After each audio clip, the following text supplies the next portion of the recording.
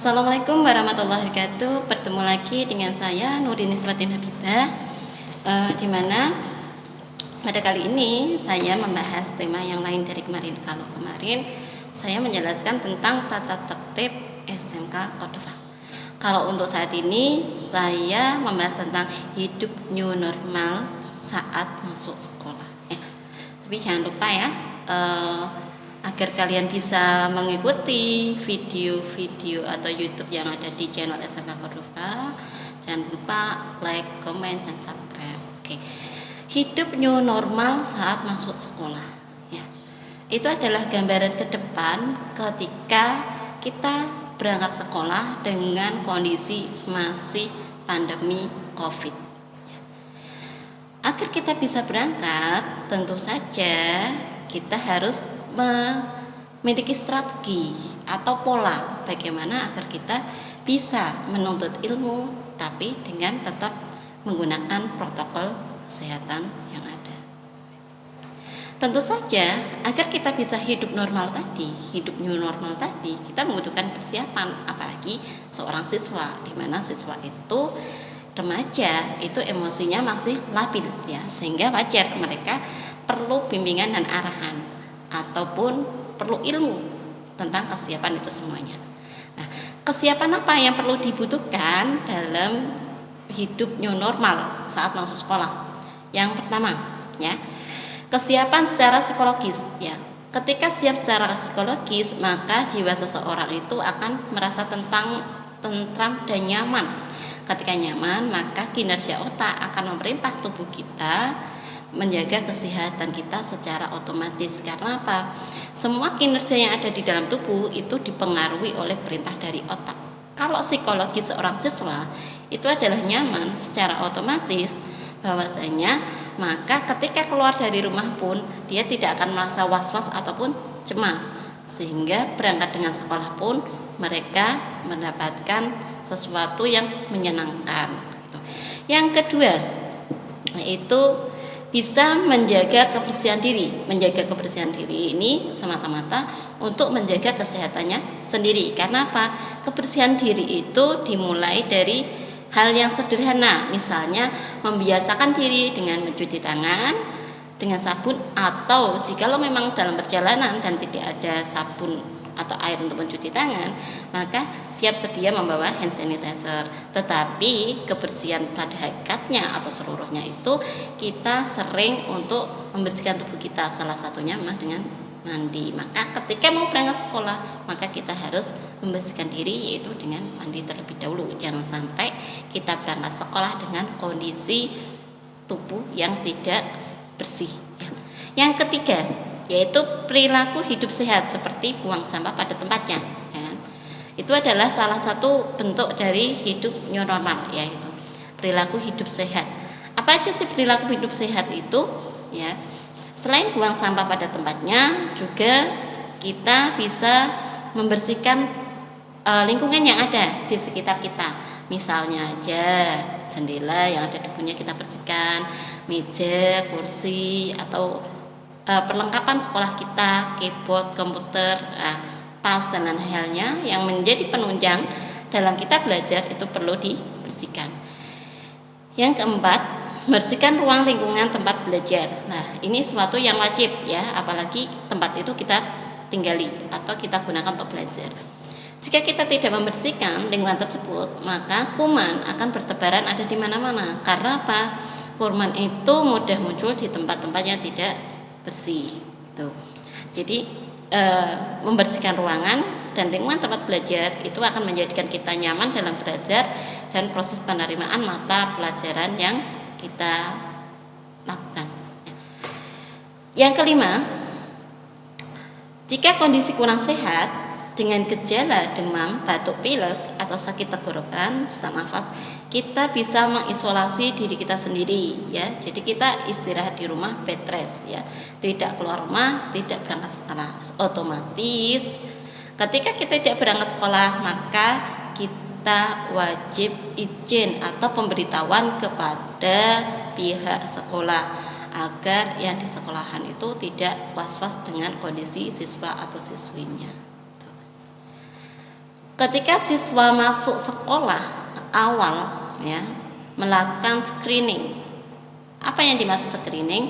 Screening itu pengukuran suhu secara fisik. Jadi kita menggunakan termometer yang sudah ada di sekolahan. Biasanya dilakukan oleh pihak sekolahan. Berikutnya, siswa diharapkan mengkonsumsi makanan yang sehat ya. Dan lebih baik membawa bekal sendiri dari rumah. Nah, jadi apapun yang kita konsumsi di saat menjaga kesehatan ataupun tidak hanya pada saat COVID, itu senantiasa menjaga kesehatan yang ada. Salah satunya menggunakan makanan yang bergizi dan sehat, bukan makanan yang mahal ya, tetapi makanan yang bergizi dan sehat. Nah, dan lebih baik itu tidak beli di luaran karena menjaga kesehatan kita. Selain itu, berikutnya yaitu pada tahap yang ke-7, yaitu menghindari kontak fisik secara langsung ya. Biasanya kalau kita ke sebuah acara atau ke sekolahan, ketika hidup normal, maka kita terbiasa dengan 5S: senyum, salam, sapa, sopan, santun ya, salaman gitu kan. Nah, ketika hidup dengan new normal, karena ini menghindari sebuah virus, maka kita ada sedikit perbedaan. Yang semula kita sering salaman, cipika-cipikui atau peluk temannya sesama jenis ya, bukan lawan jenis ya, itu setidaknya dihindari. Kenapa? Karena berupaya ya seminimal mungkin, seoptimal mungkin menjaga diri dari virus-virus yang ada di lingkungan kita. Terus 8, kita juga ketika setelah sekolah tadi, kita juga menunda kegiatan yang intinya mengumpulkan banyak orang atau kegiatan di luar sekolah. Jadi kita keluar rumah itu memang di manage ya, kita mau keluar aktivitasnya apa aja. Kalau memang aktivitasnya sekolah, maka urusan yang berkaitan sekolahan segera dikerjakan, diselesaikan, habis itu segera pulang. Jangan sampai kita membuat kerumunan-kerumunan baru. Karena kalau kita membuat kerumunan baru, kita tidak tahu penyebarannya sampai mana, dan itu berakibat bisa munculnya kembali virus itu semakin mewabah. Karena apa? Kita harus menjaga jarak juga untuk melakukan aktivitas tersebut. Termasuk dalam proses pembelajaran kita juga harus menjaga diri ya. Tata ruang juga harus diperhatikan ya. Tidak hanya berpergian yang jauh saja, tetapi di dalam kelas juga kita tidak boleh berkerumun ya. Misalnya ketika kita nggak boleh berkerumun, berarti antara jarak meja satu dengan meja yang lain itu harus ada jaraknya. Minimal berapa? Sekitar 1,5 meter ya. Syukur-syukur ada lebih jauh itu. Terus setiap keluar rumah ya, kita harus menggunakan masker. Dimana dengan adanya masker itu kita berupaya untuk melindungi diri kita seoptimal mungkin untuk bisa menjaga kesehatan. Karena apa? Dengan adanya kesehatan yang kita jaga dengan tujuan agar kita bisa kembali lagi ke sekolah sebagai mana mestinya. Berikutnya 9 ya. Tadi sudah poin 8, kita poin 9. Tidak melakukan perjalanan keluar kota ya. Jadi untuk saat ini kita harus mengikuti aturan pemerintah, di mana tidak melakukan perjalanan keluar kota.